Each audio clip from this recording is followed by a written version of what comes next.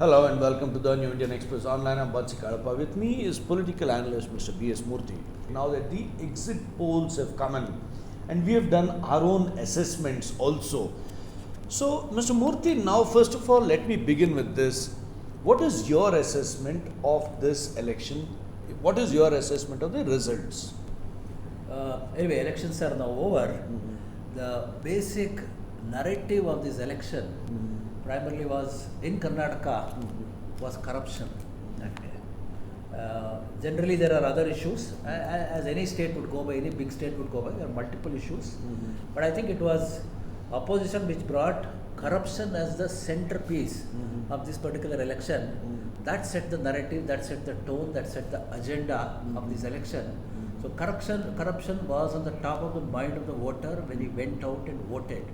And second part was benefits offered by the opposition parties was also on the mind. I think these two things primarily defined this election of Karnataka in 2023.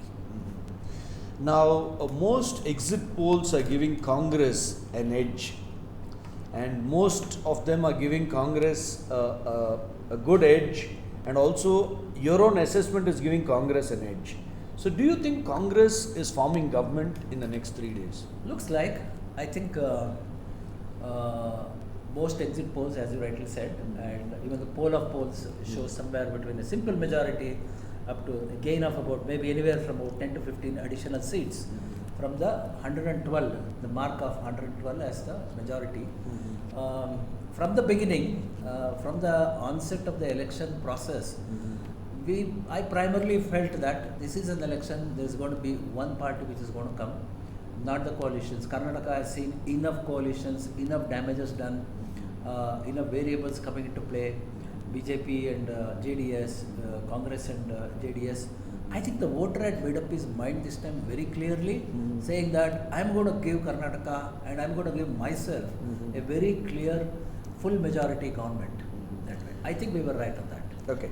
Now, if you look at BJP, where it got it wrong, because if you look at Bharatiya Janata Party, none of the exit polls are giving them a good 113. Nobody is giving them 120. So, even our own assessment is not giving them a good number.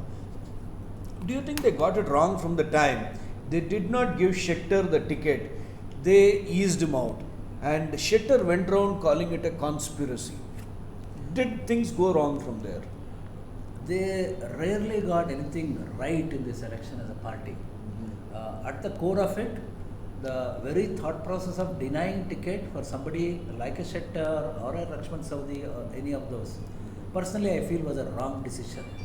You need to retain those core root people who built the party in the crucial region of the Karnataka.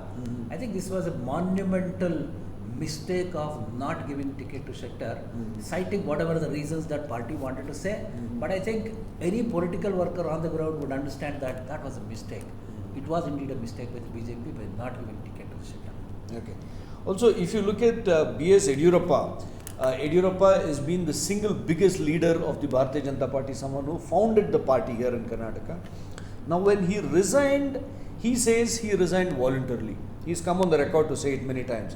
But many Lingayats, including people who are holding important positions, even in the Lingayat Mahasabha, All India Lingayat, Akhila Bharata, Virashaiva Lingayat Mahasabha said he was removed, and they also said this, that if the Lingayat community punished the Congress when removing Virendra Patil when he was not well, will they not punish the BJP for removing Yeddyurappa when he was healthy? Do you think that is something that has costed the BJP?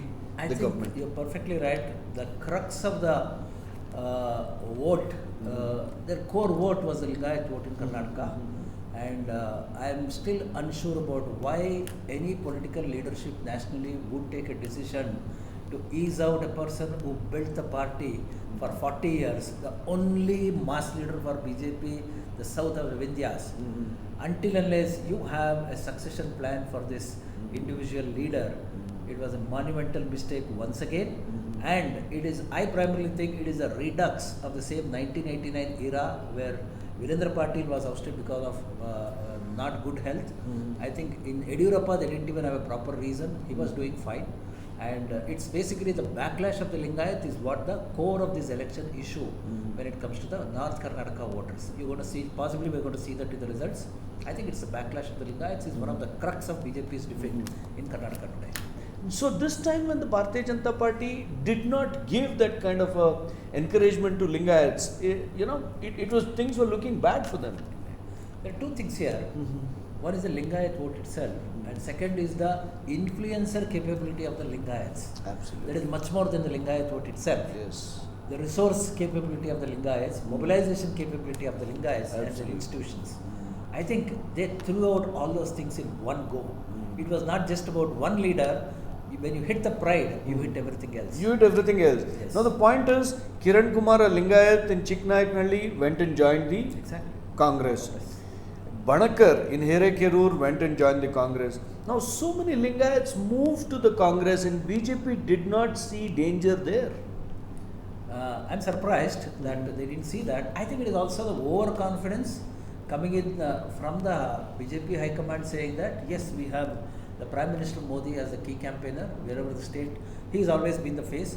This is one state election where they did not go with the Chief Minister face very clearly, and it was all the Prime Minister all the way through. I think the voters see through that very clearly today. So do you think the net problem was BJP was overestimating Modi's capabilities and BJP was, depending too much on Prime Minister Modi and the national team that was here? Exactly. One is obviously they didn't have a local leadership to go by. Okay. Another factor is also that, BJP for the first time did not have a Lingayat face to go to the elections. They did not have a backward face. Obviously they don't have a minority face. They didn't even have a SC/ST face to project to them. So who was that? What was that you had in you? You had nothing but the Prime Minister. So from the word go, it was all the Prime Minister's show all the way, starting from the start to finish. From A to Z, it was the Prime Minister's show. I think they didn't have any other option other than taking in the Prime Minister and of course the Home Minister and the party president. I don't think they've campaigned this vigorously in any other state elections in the last 3 years that I've seen. All right, so too much of emphasis on Modi show, on Modi rally, and is brand Modi not delivering as they expected? That is one big question. I think there's a limit to any usage of any particular brand. Brand fundamentally is trust. Nothing but brand communication is all about the trust that it brings in. I think there seems to be an over usage of brand, over dependence on one individual here, which looks like has not gone well. We are yet to see the result, but looks like it has not gone well. Okay. Now we have another huge BJP experiment, that is to remove more than 70 candidates and bring in fresh blood. Do you think that has also proved costly for the BJP? Because Congress has retained a 92-year-old Shamnur Shivshankarappa, while BJP has said, it's over to a 68-year-old Shettar. I think in politics, the real maturity in terms of the political maturity, the age starts at 50 and goes, and there is no end to the age as such. I think the experiments which BJP did in a place like Gujarat, there is a very different reason for that, because you have a cadre to the core, an RSS cadre or a Sangh cadre to the core, which is not the case so, except coastal Karnataka. BJP does not have a RSS or a Sangh cadre in other parts of Karnataka. Any of these experiments should have been factored that you don't have a cadre on the ground, you only have a social coalition of caste and other things on the ground, not a cadre. I think it looks like that's a mistake which they have realized now. Okay. Now my last question to you, Mr. Mallikarjun Kharge, gets elevated as AICC president. Do you think this is his big victory? Because the scheduled caste community have come together to support him, cutting across left and right, and there are more than 100 subcastes. So they have all united. Do you think Kharge has got something right in spite of all his utterances and controversial statements like calling Modi a snake and things like that? I think voters don't worry much about those statements. I think this is definitely a big win for Shri Mallikarjun Kharge sir also, primarily because I think he got most of the things right in his region. All the people who deserted the party were brought back, seats given, resources given, and also he led from the front. I think Congress had about 3 big faces to go to the elections. BJP didn't have any state faces to go by. And Mallikarjun Kharge being the AICC president, I think was one of the good factors for Congress to gain more votes. looks like that has happened. Okay, thank you.